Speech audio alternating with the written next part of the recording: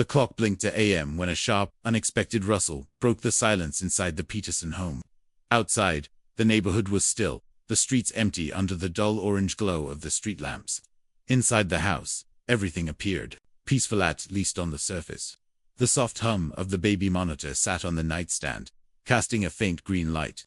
Sarah Peterson lay curled on her side, her hand resting lightly on the edge of the bed, her breathing steady. Beside her, Mark snored quietly, unaware that their world was about to turn upside down.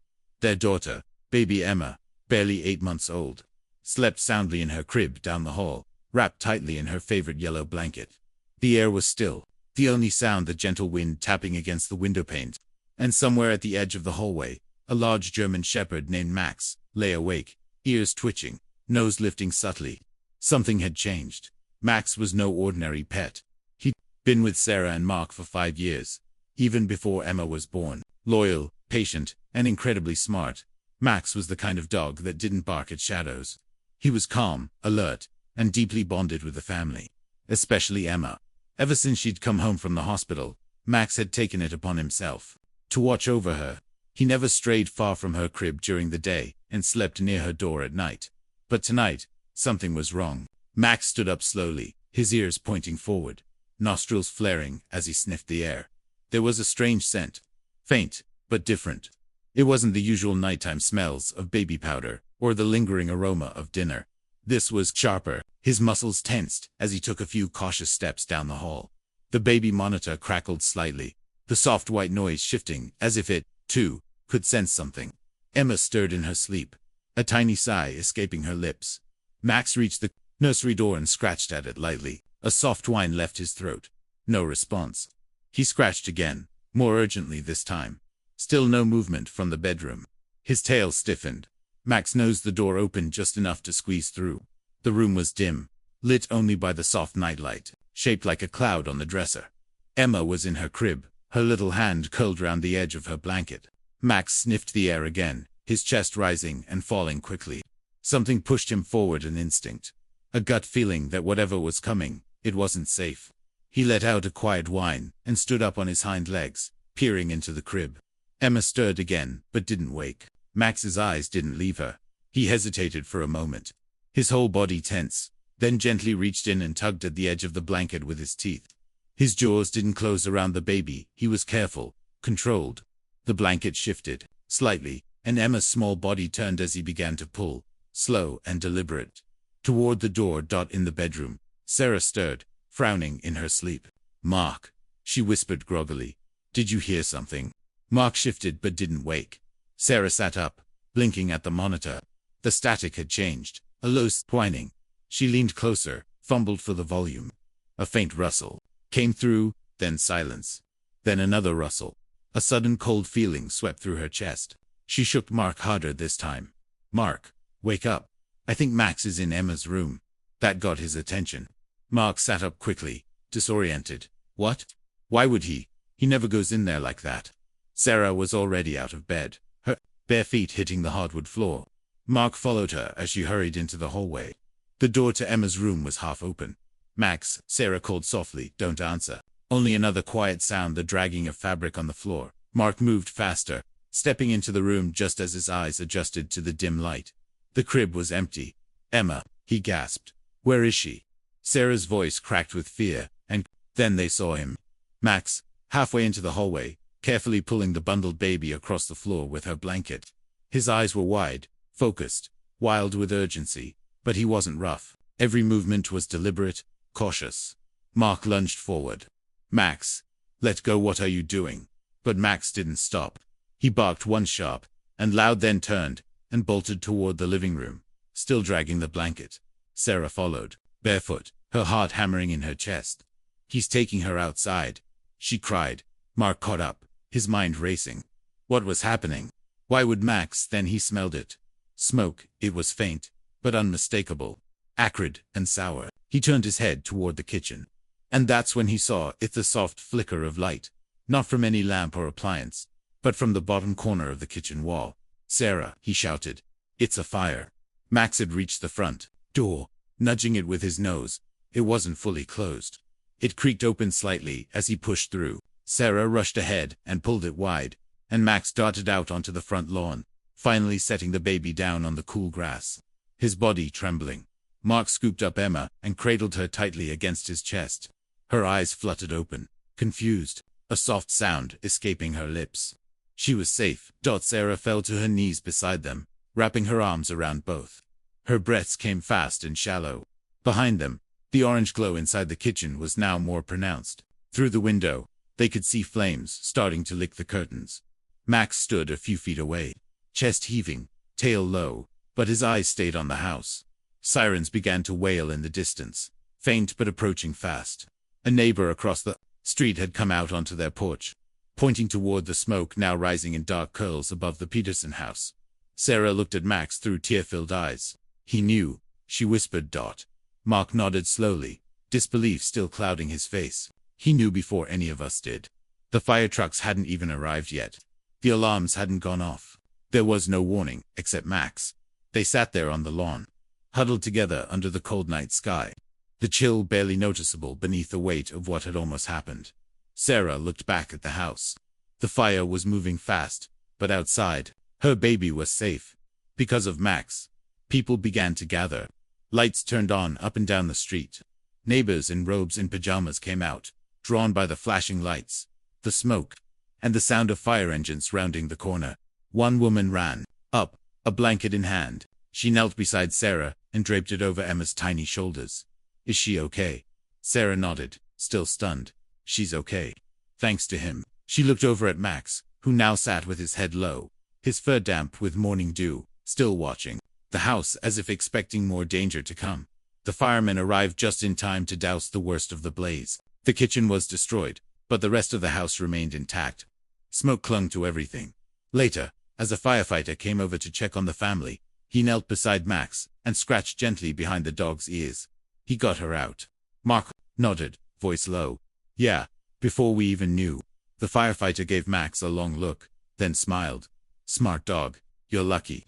But Sarah already knew that. She hugged Emma tighter and reached over to stroke Max's fur, now matted and warm. He leaned into her hand, his tail giving a faint wag. And just when things started to feel calm again, the baby monitor on the porch crackled to life, and something inside the burned-out house moved. Mark turned slowly, his breath catching. A soft creak, a shadow just beyond the ruined kitchen window.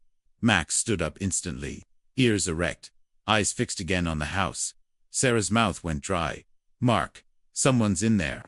Mark stared at the darkened doorway, the fire now mostly extinguished, the house still smoldering. But that sound, that movement, they weren't alone. And Max wasn't finished protecting them yet. Mark took a slow, cautious step toward the porch, his arms tightening protectively around baby Emma. Sarah's hand caught his sleeve. "Don't," she whispered. Her voice was trembling, barely more than a breath. But there was fear in her eyes, real fear. Max stood motionless beside them, his muscles stiff, ears pointed forward, eyes narrowed toward the doorway of the smoldering house. The smoke had thinned, but something still felt wrong. That sound hadn't been the wind or the settling of wood. Someone or something was still inside. One of the firefighters stepped up behind them. "Sir, ma'am, I need you to stay back," he said firmly. He glanced at Max, who was now growling low in his throat, a deep rumble that Sarah had never heard from him before. "Your dog's still on edge. That's not a good sign." Mark hesitated, looking back at the house. "We heard something. Someone's still in there." The firefighter turned to his team and gestured toward the side of the house. Two of them nodded and disappeared through the smoke, flashlights in hand. Max didn't take his eyes off the front door.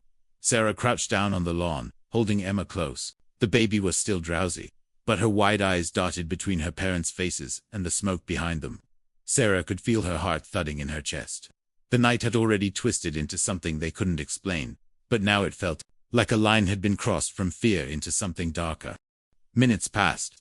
Then a call came over the radio. "Found something in the back hallway. It's a mess back here." Another voice crackled through. "No sign of forced entry, but there's movement. Could be someone got inside before the fire." Sarah and Mark exchanged a glance. "Before the fire," Sarah repeated, her voice barely audible. Max's growl deepened. The firefighter returned with a strange look on his face. "We've got footprints. They're muddy. They don't match your shoes." He hesitated, then added, One set, going through the kitchen to the back of the house. Looks like they went in after the fire started. Mark's mind raced. Who would do that? Why and how had Max known something was wrong before anyone else did? Back inside, the firefighters found the door leading to the basement cracked open. Burn marks crept along the frame, and the air inside was thick and damp. It was a tight space, mostly used for storage. One firefighter stepped cautiously inside, calling out but got no response. That's when he saw it. A pile of broken glass by the window. A window that hadn't been there the day before. Someone had entered, someone had been inside with the fire. Out on the lawn, Sarah clutched Emma tighter as her thoughts spiraled. This wasn't just a fire. It didn't feel like an accident anymore. Her memory flickered. Hadn't she turned off the stove that night? She was sure she had. She always double-checked, especially since Emma was born. And the scent Max had picked up it wasn't just smoke. It was chemical. Sharp. Something that didn't belong in a kitchen. The tension in Mark's jaw hardened. You think someone tried to start that fire? He asked the firefighter. The man didn't answer directly. We're investigating. Could be faulty wiring. Could be something else. But your dog, he picked up on something early. He did good. But there was no comfort in the praise. Not yet. Not with the shadow still hanging over them. By the time dawn broke fully, the fire had been put out, and the last of the embers cooled. The Petersons sat inside a neighbor's house across the street, wrapped in borrowed blankets, answering questions from the fire marshal. Emma had finally fallen asleep in Sarah's arms. Her tiny body curled tight and warm. But Sarah didn't feel relief. Just a lingering unease. Mark was talking to the officer, piecing together the timeline. We went to bed around 11. The house was quiet. Max was in the hallway as usual. Then around 2, he started acting strange. That's when he went into Emma's room and pulled her out. The officer scribbled notes, then asked, any history of electrical issues? Mark shook his head. None. We had the wiring inspected before Emma was born. Sarah glanced up. I smelled something chemical. Not just smoke. Like lighter fluid. That made the officer pause. You're sure? She nodded slowly. They were silent for a beat. Then he said, we'll run tests. But if someone poured something flammable inside your kitchen, that changes things. The room felt heavier. By afternoon, investigators confirmed what Sarah had feared. The fire had been intentionally set.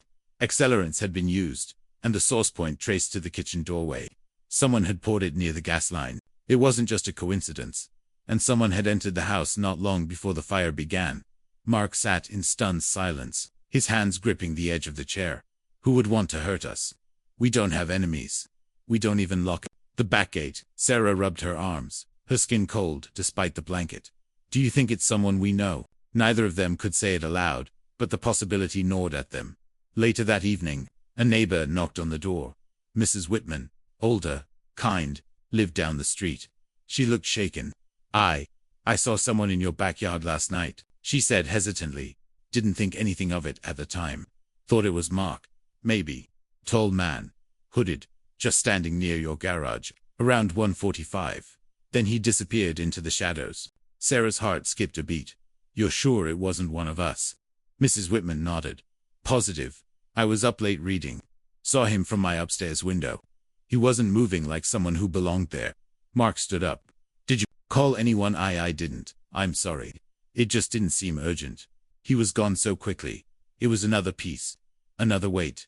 The fire wasn't an accident. Someone had been outside their house, watching. Waiting. Sarah looked at Max, who lay curled beside the couch. His eyes were closed, but one ear flicked every time someone moved. He had known somehow. He had felt it before it happened. That night, they didn't sleep. The house was unlivable for now, and they stayed with friends. But Mark sat by the window, Emma tucked safely in her crib beside him, Max sleeping at his feet. Every sound made his head turn. Every shadow outside the window made his stomach clench. Sarah sat beside him, silent for a long time. Then she whispered, he knew someone was there. Max. He didn't just sense the fire, he sensed them. Mark nodded. I think he did. As the hours passed and the house lay in darkness, a quiet realization settled between them. Whoever had tried to hurt them might not be finished, and Max, their loyal, silent guardian, might be the only thing standing between them and whatever came next. Asterisk. The following evening brought a heavier kind of silence. Not the peaceful, sleepy kind they were used to, but the thick, uneasy quiet that clung to the walls and followed them from room to room, even in their temporary shelter. Mark barely let Emma out of his sight, and Sarah kept checking the baby monitor even though Emma was napping safely just a few feet away. Max, still alert and quietly pacing, wouldn't settle unless he could keep an eye on all three of them. He wasn't the same either. Something had shifted in him. His instincts were on full display now, not just as a loyal pet, but as a protector who wouldn't rest until the danger was gone. That danger, as it turned out, was closer than anyone expected. Just after 9 p.m., Mark received a phone call from the fire investigator. The test results had come back faster than expected. We found traces of accelerants, specifically kerosene on the kitchen floor and near the back door, the man said. And we found something else. A partially burnt cloth, shoved behind the stove. It was wrapped around a rock, like it had been tossed through the window. Mark's stomach dropped, so it was thrown in. Yes, someone wanted to make it look like an electrical fire, but they were in a hurry. We pulled fingerprints from the cloth. We're running them now. Mark hung up and looked across the room at Sarah, who had Emma in her arms, rocking her slowly. He repeated what the investigator told him, watching her face pale as the words sank in. Someone really tried to burn us alive, she whispered. The next morning, detectives showed up at their friend's house where they were staying. The man they had suspected was no stranger. It was someone they had trusted.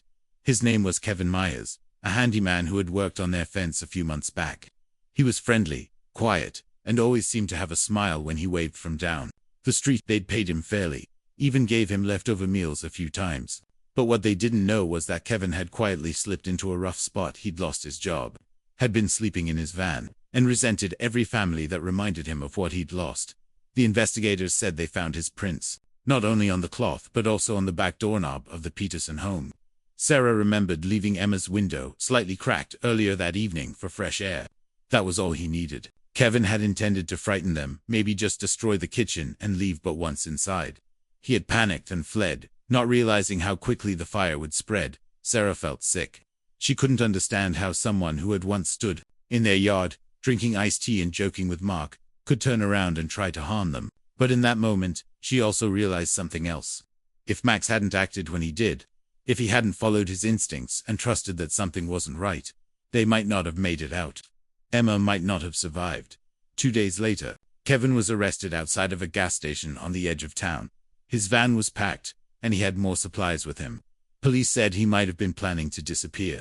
They also found a notebook with a list of homes, names of families he had worked for, including the Petersons. It was horrifying. But now, the immediate danger was over. Weeks passed. The house was repaired, little by little. The smoke damage cleaned. The furniture replaced. But some things couldn't be replaced. The peace they once felt, sleeping soundly through the night, was harder to regain. Still, with each passing day, things began to heal. Max became more than just a dog in the neighborhood. Word spread fast about what he'd done. Local news ran a story titled "Hero Dog Saves Baby from House Fire." The anchor even came by to meet him, and Emma, now smiling and clapping, sat on her mother's lap while Max sat proudly next to them, tail thumping softly. People from the community dropped by to bring treats, toys, and kind letters. One little boy even drew a crayon picture of Max with a fireman's hat and dropped it off at their mailbox. The story had touched hearts, not just because it was dramatic, but because it reminded people of something simple and true. Love and loyalty can come in the form of 4 legs and a wagging tail. Sarah, once nervous to let Emma out of her arms, began to smile more again. Mark added new locks, security lights, and cameras, not out of fear, but from caution. He knew better now. Trust could be broken, but protection had to be earned and built again. One afternoon, while watching Emma nap peacefully on the couch, Sarah turned to Max, lying beside her, and whispered, "You didn't just save her life. You saved our whole world." Max blinked up at her, then gently rested his head on her foot, the way he always did when he knew she needed comfort. Later that evening, Mark took Max for a walk through the neighborhood. As they passed the houses glowing softly in the golden light, neighbors waved, and kids ran up just to pet Max. Mark realized then that Max hadn't just saved their family. He had reminded the entire community of something powerful. Sometimes, heroes don't come with sirens or uniforms. Sometimes, they come in silence, led by instincts, guided by love, and willing to act when no one else does. And every time Mark looked at his daughter, safe and smiling, He silently thanked the dog, who had chosen to act at 2 a.m. The dog, who knew something was wrong before anyone else did. Their lives had changed forever. But in the end, they hadn't lost everything. They had been saved by Max.